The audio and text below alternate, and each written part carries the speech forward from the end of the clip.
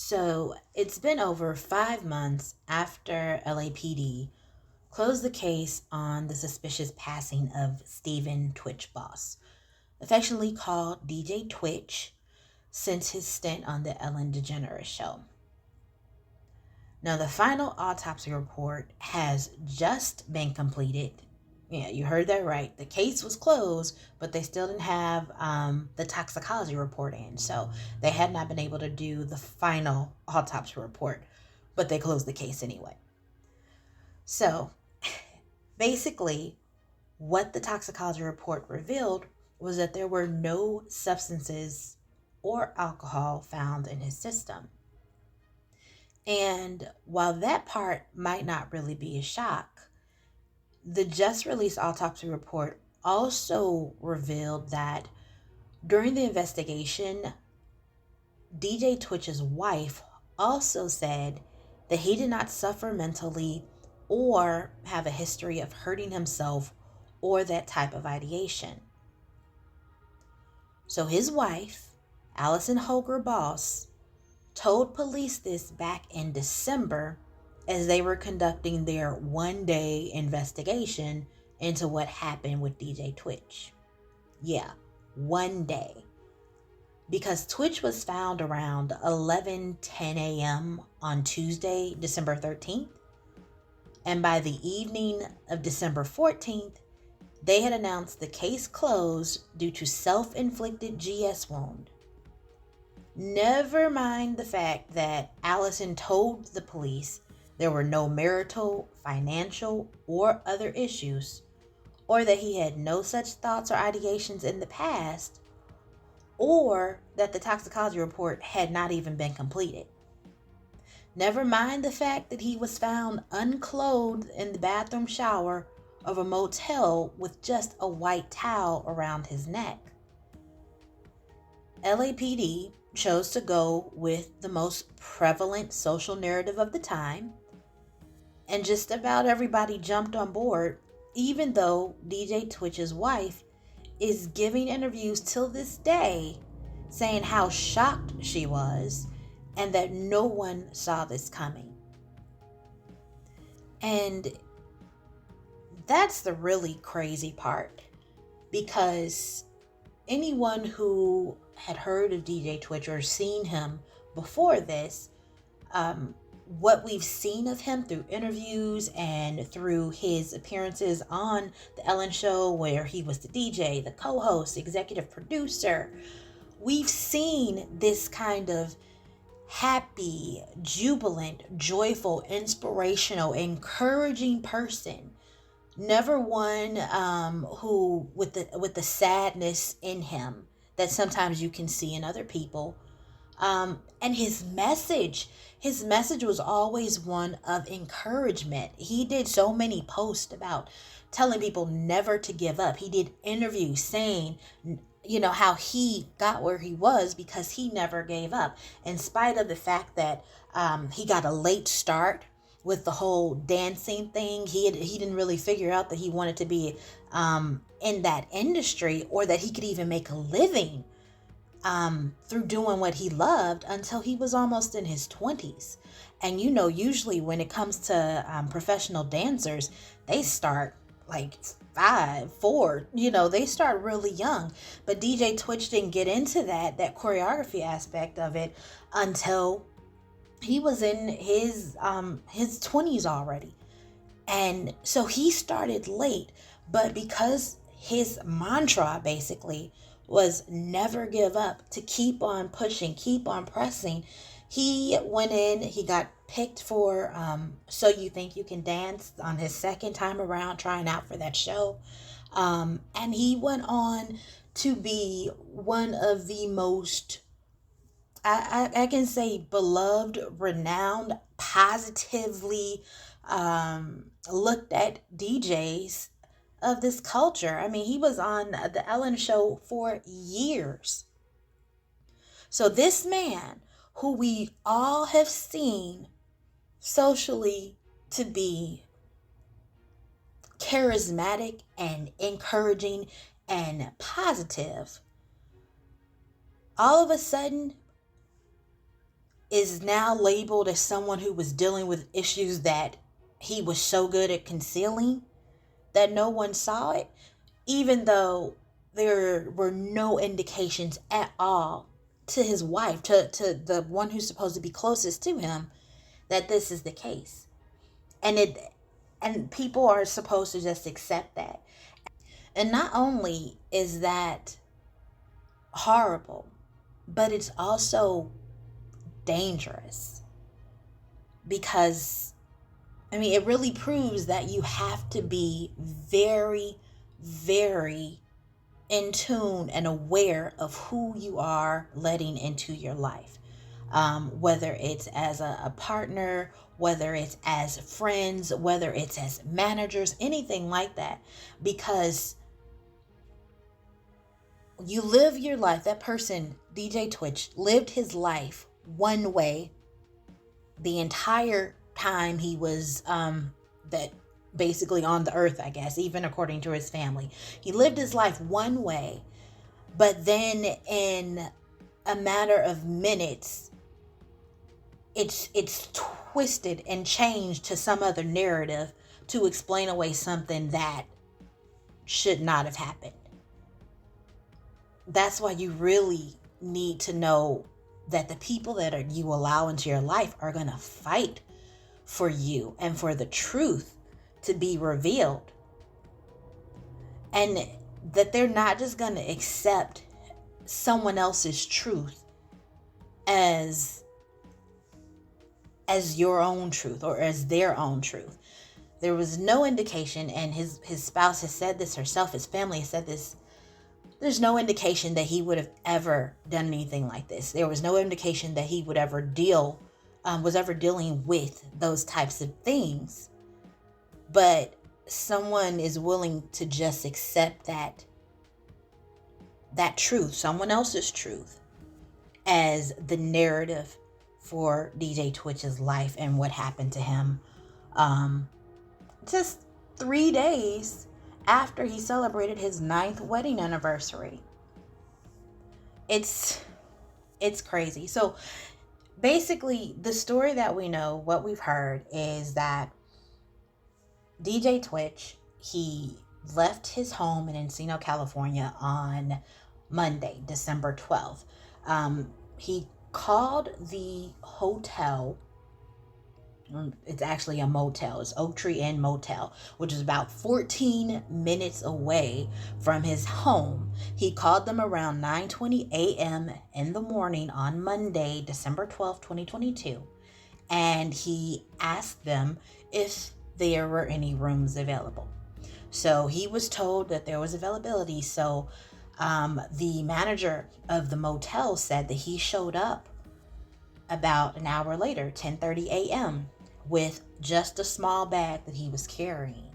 The manager said that he didn't appear to be in any sort of distress. He was calm. Basically, he didn't look like he was going through any sort of issues, any sort of major disrupt in his life. He gave DJ Twitch the key to the motel room. It was room 249. He watched him walk up to his motel room, and he said he walked in and he never came out. So, and his motel room was right next door to another room as well. So it wasn't like he was in some far away place from anybody else. His motel room, he had next door neighbors in the motel room. But anyway, that was on Monday, December 12th in the morning. So by 10:30 a.m., DJ Twitch had left his home, left his car, showed up at a motel 14 minutes away. Police later said that they determined that he took an Uber to the hotel, to the motel, and he turned his cell phone onto airplane mode so that he could not be contacted by anyone or tracked to the motel. So he did that Monday morning. And the next day, December 13th, Tuesday, Allison, DJ Twitch's wife, rushed frantically, according to the reports, to an LAPD police station saying that her husband was missing. She had not been able to contact him. They had had no fight, no issue. He basically just left home without notice, and she could not reach him. And she must have been so frantic and convincing that this was not who her husband was. This is not his character. He doesn't do this thing. He would not leave home with no notice. He would not leave home without contacting her. He would not ignore her calls, and he would not leave his car. So she had to have been so convincing because, according to TMZ, the police were just about to put him on a critical missing persons list. And one of the criteria for that, or one of the things that, an indicator for that, is that they could expect or suspect that someone had possibly committed some sort of foul play against the missing person. So he could have been the victim of a crime or some sort of foul play. That's just one.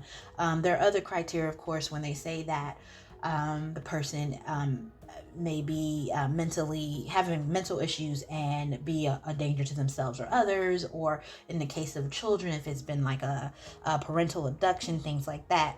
But according to Allison, there was no reason to expect any sort of mental things. So out of those criteria, you have to think that the police must have thought there was some sort of criminal element involved, some sort of foul play, to be on the verge of declaring this a critical missing persons investigation. They went to the house with Allison. They searched around the area to see if there were any indications to where he might have gone, any video footage, any surveillance, anything that can indicate how he left his house, where he went when he left the house. But before the police could actually file it as a critical missing persons investigation, they received a call about a body being found in a nearby motel.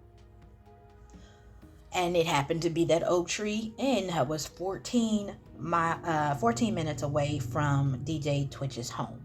So they went there, and lo and behold, they were able to identify that this was DJ Twitch. Now, here are the other odd things that came out in this new autopsy report. So the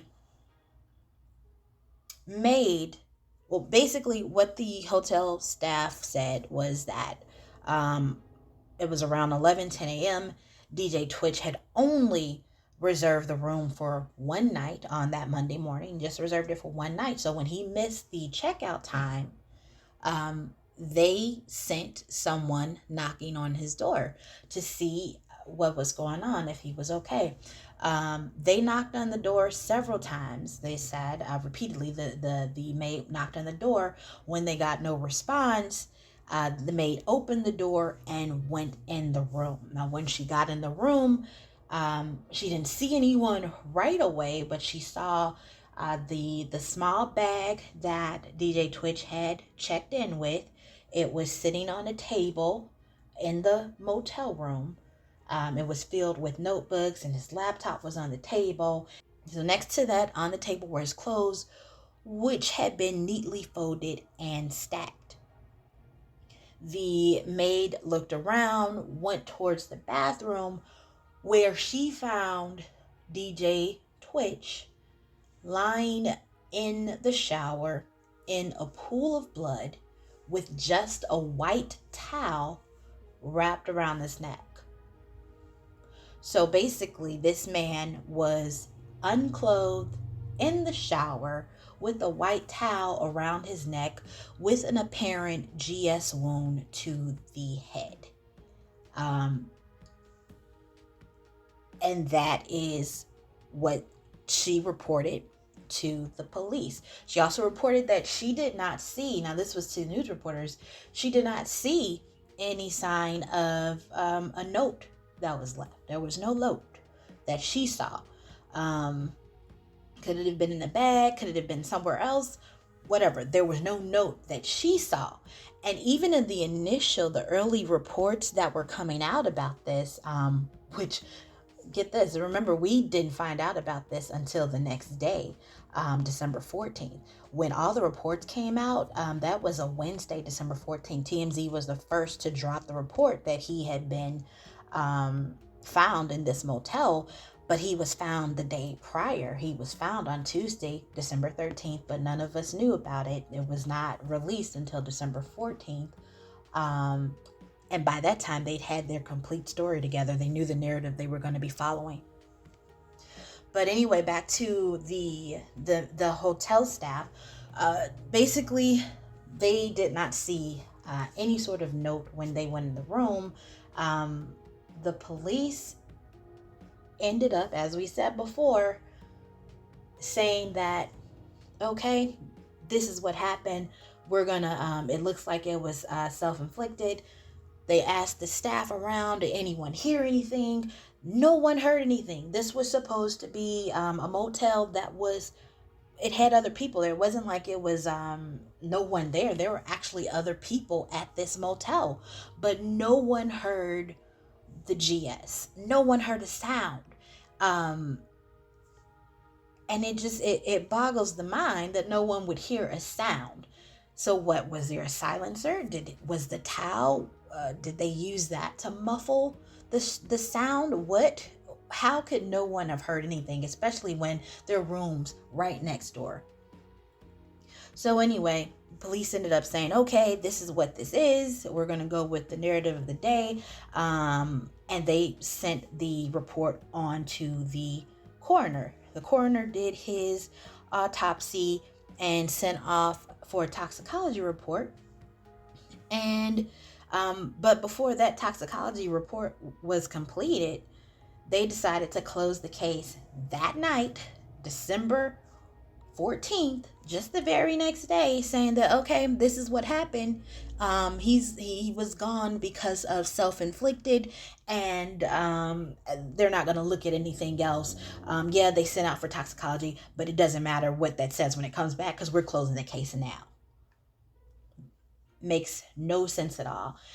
His wife ended up sending out I think it was a Instagram post saying that he left them. DJ Twitch had left them, which I thought the wording of that was interesting. It wasn't that, he's no longer with us, he's nothing, but he left them. That was the wording that she actually used, where she was confirming what the news reports were saying, that DJ Twitch left them. So that, all of that wrapped together, it should have been a longer investigation. Does anyone else feel that? It makes no sense that a man who specifically chose to live his life a certain way and to reflect a certain belief system, that now all of a sudden they're going to turn that on a dime, and those closest to him are just accepting that as the truth of the situation. Now his grandfather isn't accepting it, as his grandfather was like, this just doesn't sound right. He doesn't believe it. It makes absolutely no sense. Another thing that doesn't make sense is, we remember what happened to Anne Heche. I think it was in August that we all saw that accident that she had. We saw the driving. We saw when they put her on that stretcher, and how, she popped up all of a sudden as they were loading her into the ambulance. Then next thing we know, oh, she had substances in her system. Oh, she was drinking. They showed us there was some sort of little bottle in her car while she was driving. They told us that it was vodka, a bottle of vodka, and that she had all these kinds of things in her system. 6 months later, the autopsy report comes back on December 6th, which is very interesting. Was, what is that, 7 days before DJ Twitch passed? So her autopsy report comes back December 6th saying that, oh, she there were no substances in her system, no alcohol that would have impaired her. What they found was something that would have been given to her by the hospital as a pain reliever. So the woman who, not only did they try to tell us in August that, she did this, she was under the influence, she did it, she caused this. They now, months later, they're telling us, no, that's not what happened. Wasn't nothing in her system that would have made her do anything like that. And then not to mention the fact that what was with the whole confusion surrounding when she actually passed. Like, I think it was like a Monday or Tuesday, they were telling everyone, oh, she's gone. But then they said, oh, she was gone on Friday. I guess it had to do with supposedly what they want us to believe is that it had to do with so-called organ donations, things like that. But that's another thing, the whole timeline, when they actually reported or considered her gone. It's almost another thing that's mimicked with the Twitch case, because we never even knew that anything happened until the day after. The interesting thing is that the motel manager, when questioned, when they were asking him, well, did you hear anything? He said no, they did not hear any sounds, any GS sounds. But he thinks that maybe that it occurred on Monday afternoon during their busiest time at the motel. So we have the motel manager saying that, maybe it wasn't that he was gone on Tuesday. He might have done this on Monday because it's really busy Monday afternoon. So we don't know when it occurred. We don't know. And the autopsy, they haven't actually released the physical report that we can actually read, but they're giving little details. The autopsy is saying that it was Tuesday. The motel manager is saying there's a possibility it occurred on Monday because no one heard anything. The police in the coroner are saying Tuesday, and then no one knows until Wednesday. So just another interesting correlation with the whole timeline of when did this actually occur, that you can kind of link back to that Anne Heche situation. It's crazy. What do you guys think about this? Let me know in the comments. Do you just believe what has been put out, that, oh, okay, well, he must have been going through something? Or is this just completely bizarre? And the fact that he was found without clothes on in this room, that he was supposedly this wonderful family man who thought about protecting the interests of his children. He did not leave a will, but he was able to form a business and a company for his royalties and things like that. But he didn't leave a will for the children. Like, come on now. Let me know what you guys think in the comments.